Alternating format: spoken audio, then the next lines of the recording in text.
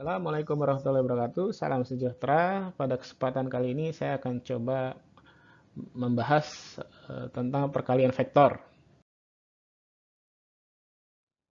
Sebelum membahas perkalian vektor, maka kita harus memahami apa yang disebut dengan vektor satuan.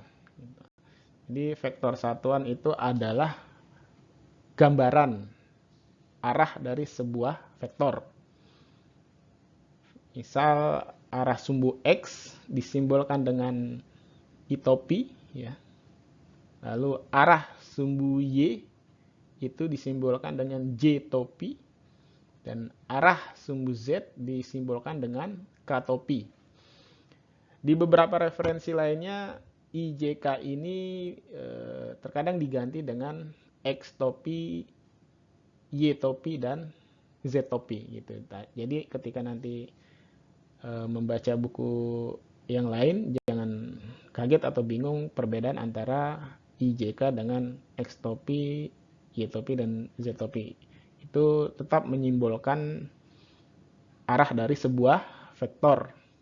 Nah, ini sebuah contoh gambaran bahwa ketika sebuah vektor yang terdiri dari IJK atau X-topi, Y-topi, Z-topi, maka penulisan besaran vektor tersebut adalah AX, I-topi. AX adalah nilai dari sumbu X, AY, J-topi. AY nilai vektor dari sumbu Y, dan terakhir AZ, K-topi, di mana K ini adalah arah sumbu Z, AZ-nya adalah nilai atau besar dari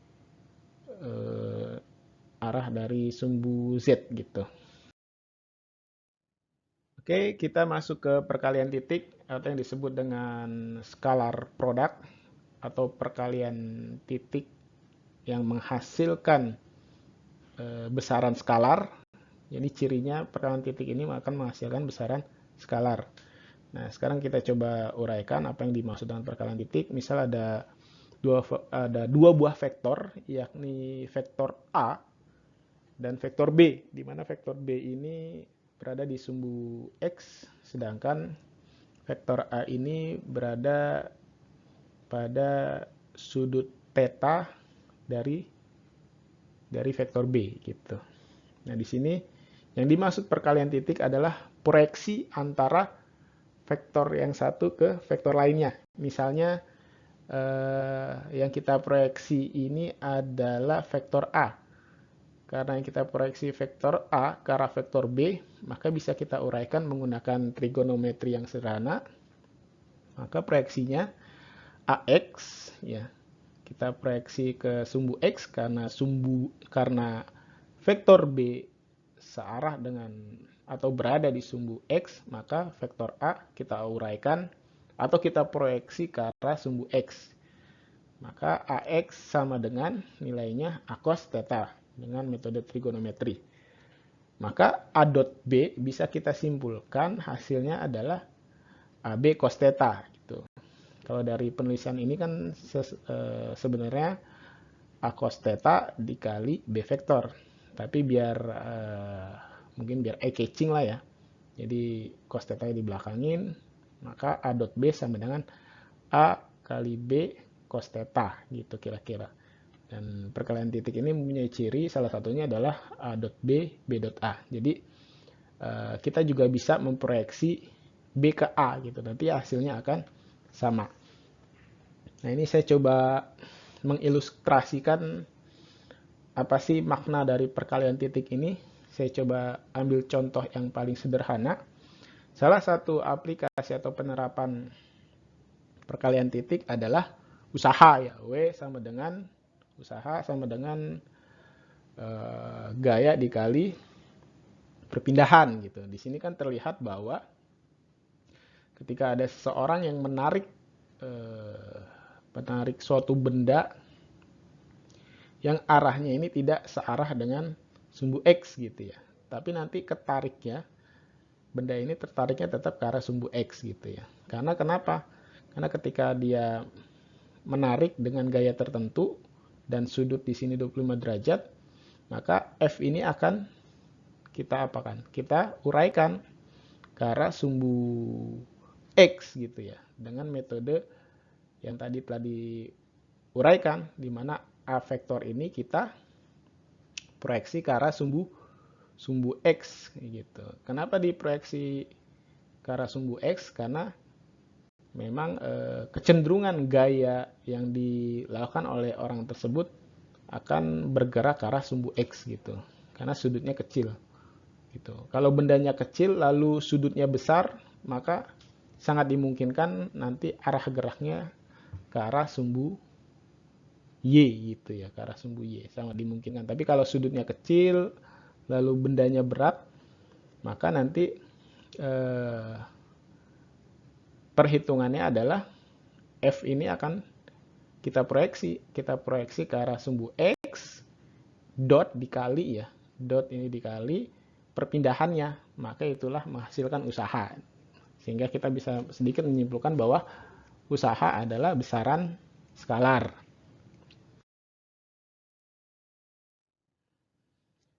Lanjut kita masuk ke perkalian titik yang melibatkan vektor satuan. Kalau tadi kan nilai vektornya saja, sekarang kita coba melibatkan adanya vektor satuan, misal ada vektor A yang terdiri dari AXI plus AYJ plus AZK gitu. Lalu vektor B juga terdiri dari BXI plus BYJ plus BZK gitu. Nah, perkaliannya seperti apa? Tadi sudah sedikit disinggung bahwa ketika dia searah gitu, sama-sama di sumbu X yang disimbolkan dengan I, atau sama-sama di sumbu J yang sama-sama di sumbu Y yang disimbolkan sumbu J, lalu sama-sama berada di sumbu Z yang disimbolkan arah K, maka perkaliannya akan menghasilkan nilai 1 gitu. Jadi I dot I sama dengan 1, J dot J sama dengan 1, K dot K sama dengan 1. Lalu perkalian lainnya gimana? Misal I dot J. Nah, di sini kita lihat bahwa ketika dikalikan dengan arah yang berbeda, maka nilainya adalah 0. Ini jadi catatan yang penting buat kita. I dot J atau sebaliknya J dot I nilainya 0, J dot K dan K dot J juga nilainya 0, dan seterusnya. I dot K sama dengan K dot I nilainya 0. Jadi ini saya pikir untuk menghafal tidak terlalu sulit. Jadi kalau dikalikan dengan arah yang sama nilainya 1 gitu. Tapi kalau arahnya berbeda nilainya 0. Maknanya adalah yang seperti tadi telah diuraikan. Karena dia bentuknya proyeksi pada salah satu vektor tertentu, maka dia harus arah gitu. Nah, sekarang kita coba uraikan bentuk perkaliannya. Nah, di sini kita coba A dot B ya, vektor A dikali vektor B gitu. Nah, ini kita masukkan A itu adalah AXI plus AYJ plus AZK dot dikali dengan BXI plus BYJ plus BZK. Nah, metode perkaliannya sebenarnya sama dengan metode perkalian matematis yang sudah kita pahami, tinggal nanti kita melihat pertemuan arahnya gitu. Kalau I dot I ya 1, kalau berbeda hasilnya 0. Kita coba uraikan. Nah, yang pertama kita kalikan dengan metode matematis biasa. Ini kan matematis biasa gitu, atau ada yang menyebut dengan metode pelangi atau apalah gitu. Intinya dikalikan satu-satu semuanya nih gitu. Dikalikan satu-satu semuanya, kita coba uraikan ya. Misal yang pertama AXI dikali BXI. Dia sama-sama I, kita lihat sama-sama I dot I, maka menghasilkan nilai 1 gitu. Maka AXI dikali BXI nilainya AXBX, I-nya 1. Kalau 1 kan nggak perlu ditulis. Lalu yang kedua, AXI dikali BYJ. Nah, I dikali J, karena berbeda dia 0. Kalau 0 ya kita nggak perlu tulis. Lalu AXI dikali BZK, lagi-lagi I.K, maka nilainya 0. Lanjut AYJ, ya, AYJ dikali BXI, J.I, maka hasilnya 0, tidak perlu kita tulis. Nah, ini ada nih baru. AYJ dikali BYJ. Jadi sama-sama J, J.J nilainya 1, berarti AY kali BY gitu ya. Nah, ini ada nilainya. Lanjut AYJ dikali BZK, J kali K nilainya 0. Maka hasilnya tidak perlu kita tulis kalau misalnya 0. Lanjut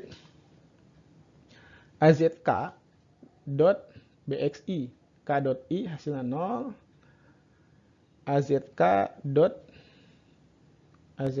BYJ, jadi K dot J ya tentu 0.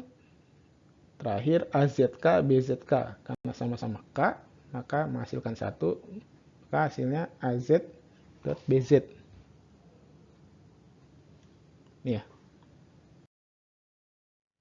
Next kita masuk ke perkalian vektor lainnya, yakni perkalian silang atau disebut juga dengan cross product.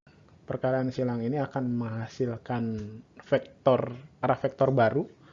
Kalau tadi perkalian titik menghasilkan skalar, perkalian silang ini menghasilkan vektor dengan arah yang baru gitu.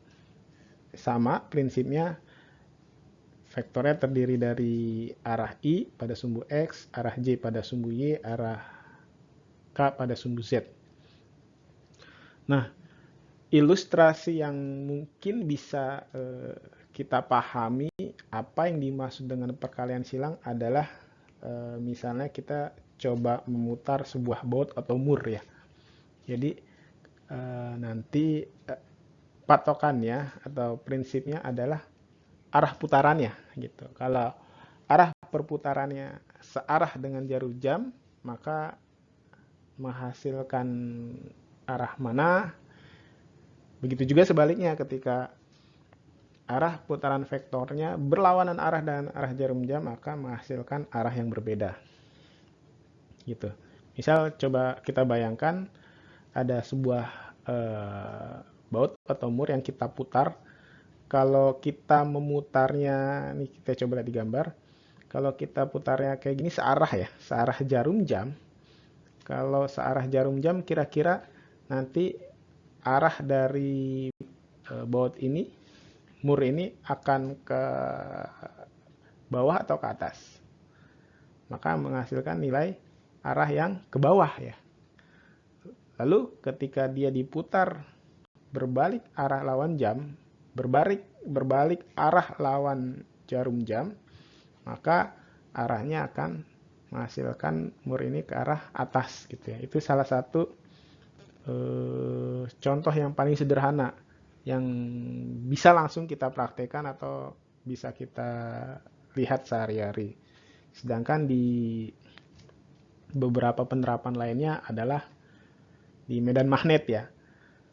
Mungkin dulu di SMA pernah belajar tentang hukum Biot-Savart ya, hukum Biot-Savart atau kaidah tangan kanan gitu. Kaidah tangan kanan akan menghasilkan arah vektor ya gitu. Nah, sekarang kita coba uraikan apa yang dimaksud dengan perkalian silang dari segi matematisnya gitu. Nah, yang pertama adalah justru ini berbeda dengan perkalian titik tentunya, di mana kalau arahnya sama, perkaliannya akan menghasilkan nilai 0. I cross I sama dengan J cross J sama dengan K cross K, maka menghasilkan nilai 0 ya. Kalau perkalian titik dia menghasilkan nilai 1. Sedangkan kalau perkalian silang, kalau arahnya sama nilainya 0 gitu ya. Nah, lalu bagaimana jika perkaliannya dengan arah yang berbeda? Nah, ini kita bahas. Misal kita coba perkalian antara I cross J atau sebaliknya J cross I. Nah, ini kita harus hati-hati. Antara J cross I dan I cross J ini akan menghasilkan nilai berbeda. Nah, sekali lagi saya ulangi bahwa patokannya adalah dia searah jarum jam atau berlawanan gitu ya. Kalau dari I cross J diawali dengan I, maka dia akan searah atau berlawanan. Dia akan berlawanan jarum jam ya. Kalau J cross I, kalau J cross I dia akan searah. Nah, hasilnya bagaimana? Hasilnya adalah seperti ini ya. Jadi I cross J ya. I cross J akan menghasilkan arah K gitu ya. Jadi ini mirip-mirip, bukan mirip ya, memang kaidah tangan kanan gitu. I cross J dia menghasilkan K gitu.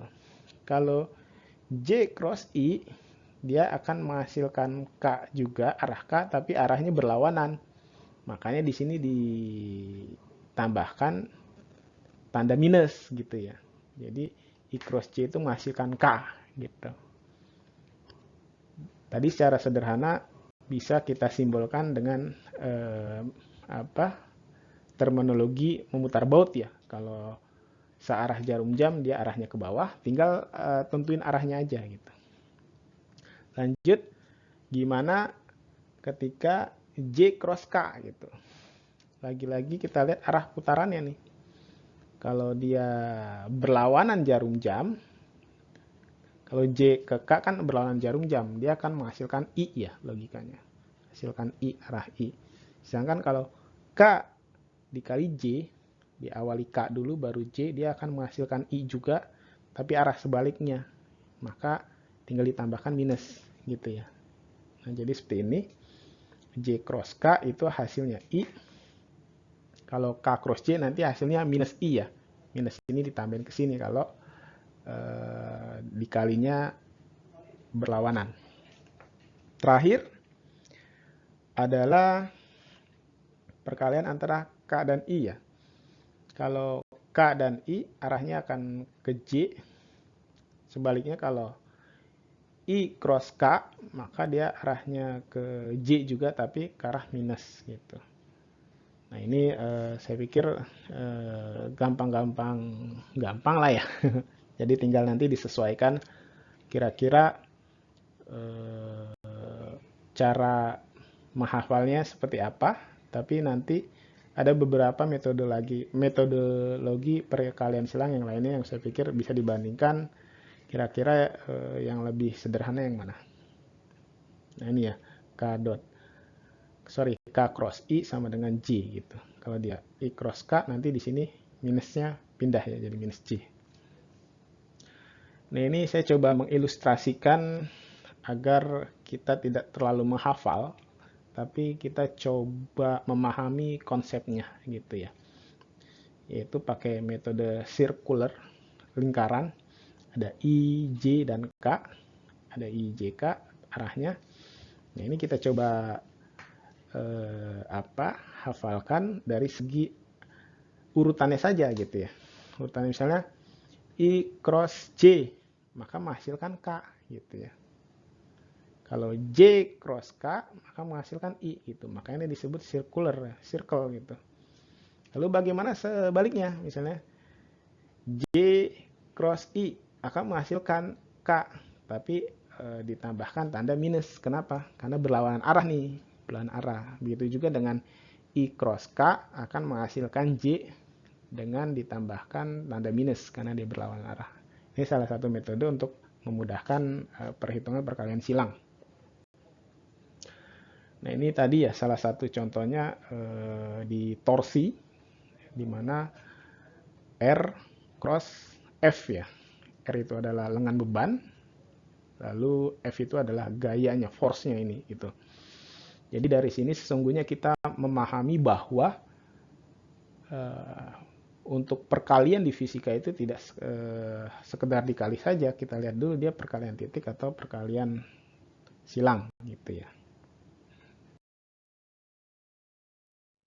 Next kita coba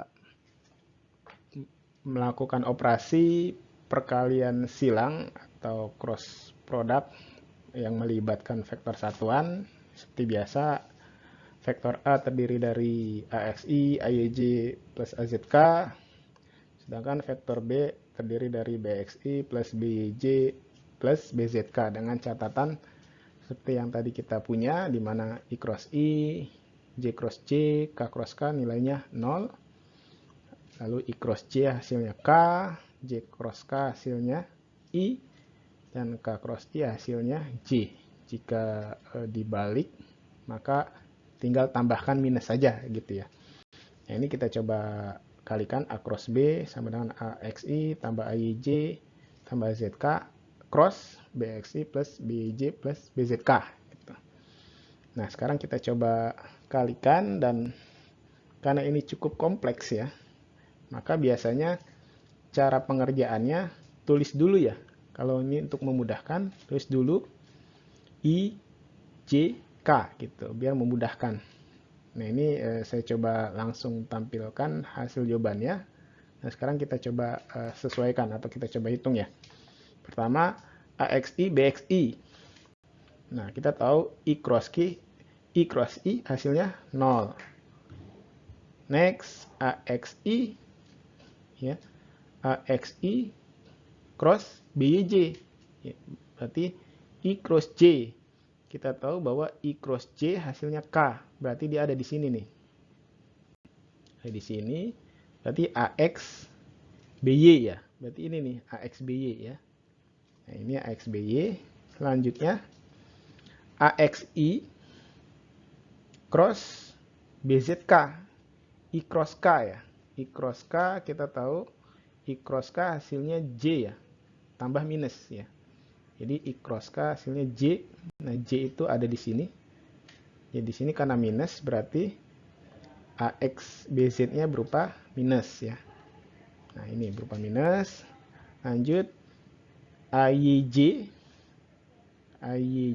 cross BXI ya. J cross I hasilnya ini ya. J cross I hasilnya K tambah minus ya. Kita lihat K di sini. Maka ini ya. AY BX ya. Ini ya. AY BX hasilnya ini. Lanjut. AYJ cross BYJ. Sama-sama di arah J. Hasilnya 0. Lanjut. AYJ cross BZK. Nah, J cross K hasilnya apa? J cross K hasilnya I ya. I hasilnya I dan plus ya, berarti AY BZ. Nah, kita taruh sini nih. Kita taruh sini. Next, AZK ini ya. AZK cross BXI. K cross I hasilnya J ya. K cross I hasilnya J. J di sini berarti ini AZBX. Maka hasilnya ini. Ya. Lanjut AZK ya. AZK cross BYJ.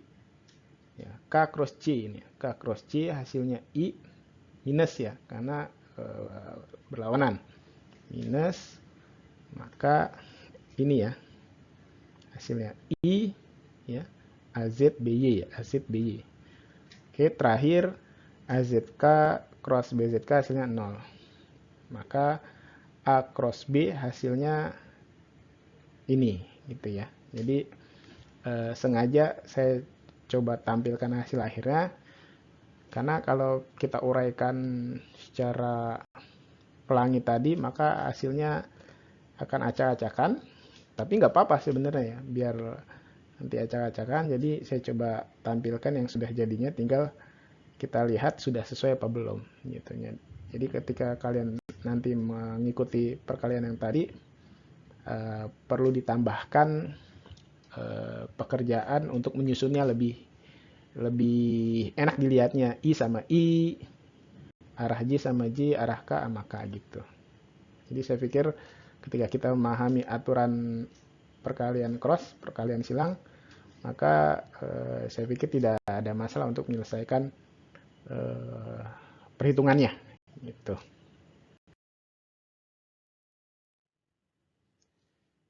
Terakhir, ini saya coba memberikan metode perkalian silang lainnya dengan pendekatan matriks ya.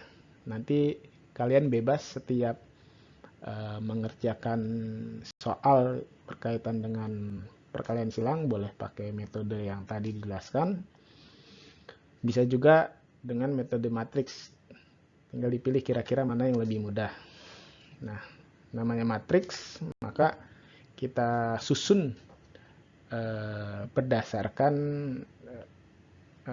teorema matriks ya. Kita tadi coba mengalihkan antara vektor A yang isinya ada AXI plus BJ plus AXI plus AYJ plus AZK. Sedangkan vektor B tadi terdiri dari BXI plus BJ plus BZK. Lalu kita susun sedemikian rupa ya. Kita susun ini arahnya I, arahnya J, arahnya K. Nah, ini vektor A-nya. Ada AX, AY, AZ. Ini vektor B-nya BX, B, BZ. Jangan lupa AX, AY, AZ, dan BX, B, BZ ini merupakan nilainya ya. Jadi ini nggak harus AX terus. Jadi ini bisa berupa nilai. Misal di sini 5, ini 6, ini 7, dan seterusnya lah. Ini 8, 9, dan 11, dan seterusnya. Jadi ini simbol aja gitu, simbol. Bisa juga berupa variabel. Jadi tergantung dari soalnya. Oke, kita lanjut metode matriksnya pada perkalian silang ini. Yang pertama kita lakukan adalah kita coba tentukan dulu mana yang mau kita selesaikan arahnya. Misal arah dari sumbu I. Kita mau mencari arah sumbu I, maka kita lihat arah sumbu I ini ketika ditarik garis lurus akan seperti apa. Ditarik arah garis lurus ke arah bawah atau arah Y, lalu kita tarik lurus ke arah sumbu X. Nah, kan seperti ini ya. Nah, kita tarik lurus. Saya yakin kalau udah pernah belajar matriks, ini hal yang cukup familiar. Nah, ini kan ketutup nih. Ibaratnya yang ini kita tutup, ini ditutup. Maka tinggal komponen AZ, BZ. Nah, apa yang kita lakukan? Nah, kita lakukan adalah kali silang. AY dikali BZ dikurang AZ kurang BY gitu. Itu adalah sumbu I. Ini ya. Sumbu I-nya saya ulangin. Sumbu I-nya dengan menutup yang tegak lurus. Maka kita kali silang AY kali BZ. AY BZ dikurang dengan AZ kali BY. Nah, ini adalah sumbu I gitu. Lalu yang kedua, kita cari sumbu Z. Cari arah sumbu Z dengan metode yang sama, yakni kita coba tutup ya, atau tarik garis yang tegak lurus ya. Arah Z ini dia akan menutupi di atas, selalu menutupi di atas, dan lurus ke bawahnya adalah AYBY. Nah, ini yang kita lakukan adalah sama metodenya. AX dikali BZ dikurang BX kali AZ gitu. Tapi untuk yang bagian J ini kita perlu tambahkan bahwa di sini perlu dikasih tanda minus. Makanya akan menghasilkan seperti ini gitu ya. Jadi kalau pakai yang sebelumnya kan harusnya ini ya, AX kali BZ minus AZBX. Ini terbalik gitu. Tapi metode ini aturannya seperti itu. Jadi dibalik. Jadi dibalik dari sini dulu AXBZ dikurangin AZBX. Atau tadi pakai metode yang dikasih minus di sini. Dikasih minus, maka minusnya keluar jadi plus gitu. Oke, itu yang J. Selanjutnya yang terakhir adalah K ya. Dengan metode yang sama di arah I, kita tarik garis ke bawahnya, maka tinggal AXAY, BX, BY. Kita tulis K, maka hasil dari vektor K adalah AX dikali BY. Ya. AX kali BY dikurangin AY kali BX gitu. Itu adalah vektor K ya. Sekali lagi saya ulang. AX kali BY dikurangin AY kali BX. Maka itu adalah vektor K. Nah, sepertinya kalau dari segi efisiensi waktu, maka perkalian silang dengan metode matriks ini harusnya lebih cepat gitu. Tapi yang perlu digarisbawahi adalah yang tadi, yang arah sumbu J ya. Ini jangan sampai lupa gitu, jangan sampai lupa. Kenapa? Karena tadi dibalik ya, dibalik dari biasanya dari kiri ke kanan, ini dari kanan ke kiri ya. Jadi AZBX dulu, baru dikurangin AX BZ. Patokannya kalian boleh langsung ngebalik atau dikasih minus sehingga di arahnya berubah gitu ya. Oke, itu perkalian silang dengan metode matriks. Nanti silakan ketika mau mengerjakan soal-soal bisa menggunakan atau memilih metode yang menurut kalian lebih mudah. Mungkin itu sekian dari saya tentang operasi vektor. Atas perhatiannya saya ucapkan terima kasih. Wassalamualaikum warahmatullahi wabarakatuh.